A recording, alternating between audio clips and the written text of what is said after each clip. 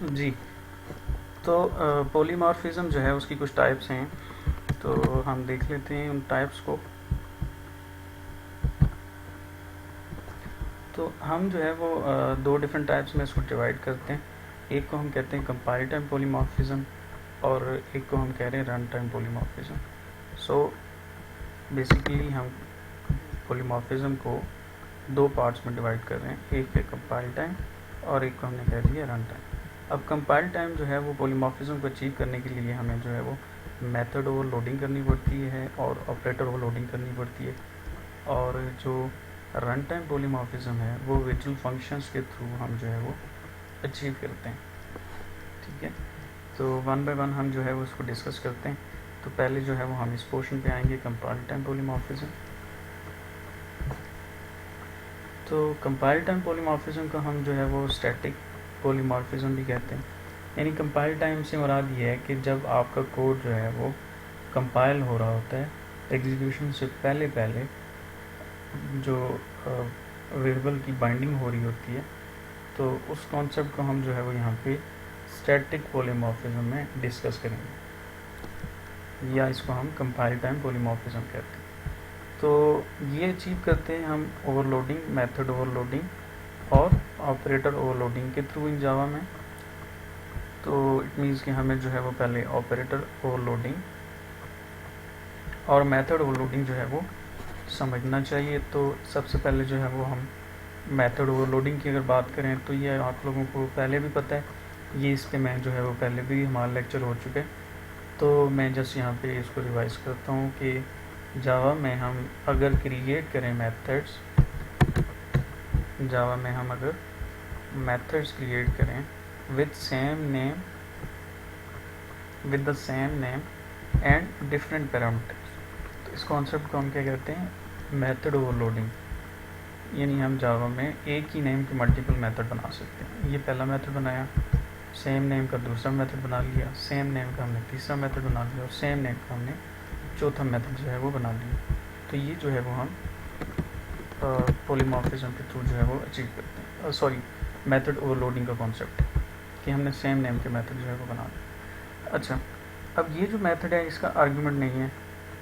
पहला मेथड है with no argument है, जो दूसरा मेथड हमने बनाया उसकी जो है वो एक आर्ग्यूमेंट है, तीसरा मेथड है उसकी भी एक ही आर्ग्यूमेंट, लेकिन उसकी जो आर्ग्यूमेंट की टाइप है वो फ़र्क है। चौथा जो आर्ग्यूमेंट है उसमें दो आर्ग्यूमेंट, और मेथड है उसमें दो आर्ग्यूमेंट है। तो ये सारे के सारे मेथड जो हैं वो डिफरेंट हैं।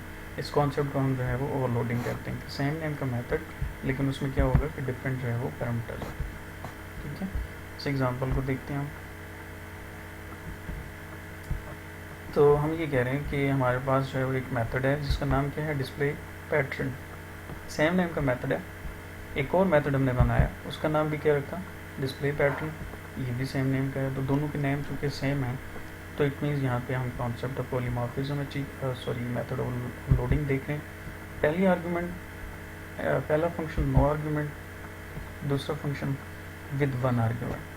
तो चूँकि आर्गूमेंट पर डिफरेंट हैं, तो इन मेथड्स का जो बिहेवियर है वो क्या हो जाएगा, चेंज हो जाएगा कॉल टाइम के ऊपर। तो ये जो मेथड डिस्प्ले का हमने बनाया है, इसमें हम ये कह रहे हैं कि एक लूप में हम स्टैटिक प्रिंट करवा रहे हैं 10 टाइम्स, और ये जो हमने मेथड बनाया इसमें भी हम पैटर्न ही डिस्प्ले करना चाह रहे हैं, लेकिन एज जो सिंबल हम आर्ग्यूमेंट में पास करेंगे उस सिंबल को हम जो है वो 10 टाइम्स जो है वो प्रिंट कर रहे हैं। ठीक है, तो यहाँ देखें हमने ये कहा कि डेमो क्लास का एक ऑब्जेक्ट है D1, और D1 के साथ हमने डिस्प्ले पैटर्न कॉल किया, और D1 के साथ अगेन डिस्प्ले पैटर्न कॉल किया। सेम मेथड हैं ये भी और ये भी, लेकिन दोनों में फ़र्क ये है कि इसकी आर्ग्यूमेंट नहीं है और इसकी हम आर्ग्यूमेंट पास करें।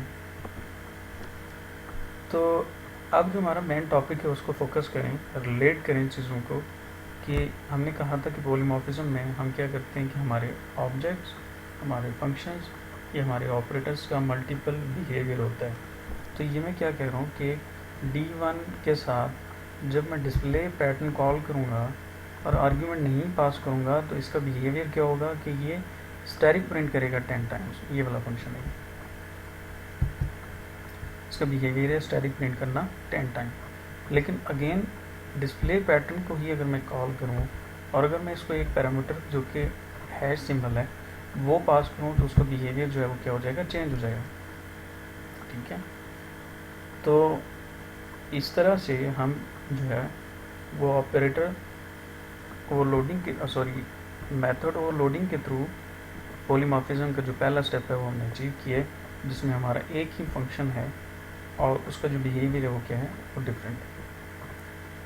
ठीक हो गया, यहाँ तक बात समझ आ गई। तो आउटपुट देखें कि फर्स्ट टाइम जब हमने फंक्शन कॉल किया तो उसका बिहेवियर है कि वो स्टैटिक प्रिंट करेगा। सेकंड टाइम जब हमने उसको कॉल किया विद हैश सिंबल तो उसका बिहेवियर जो है वो चेंज हो गया। ठीक है जी, नेक्स्ट में हम जो है वो इसकी सेकंड टाइप पे आएंगे।